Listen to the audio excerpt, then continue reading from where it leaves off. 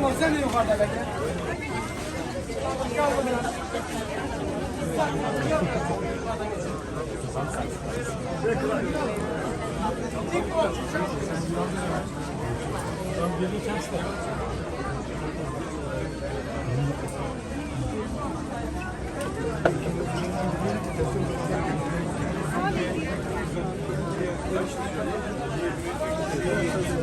Evet.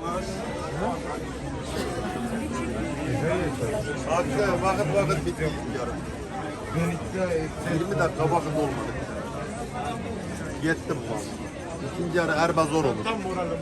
Vallahi bu hiç tadım kalmadı. Biraz hevesliydim. Böyle 2 sene olmuş.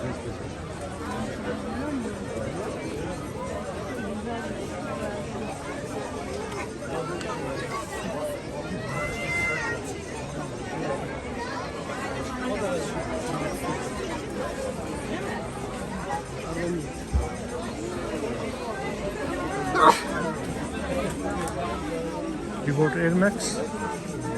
Air Max? Air Max?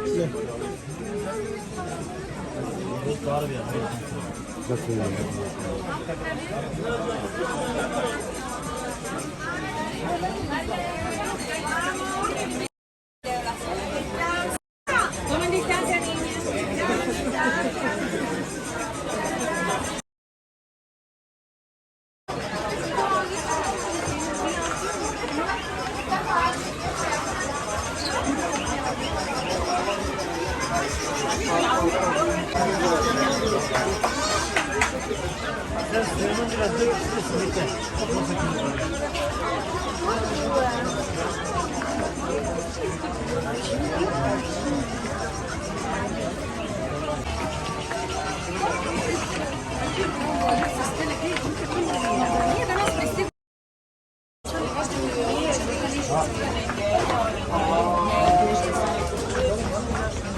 Neler misin?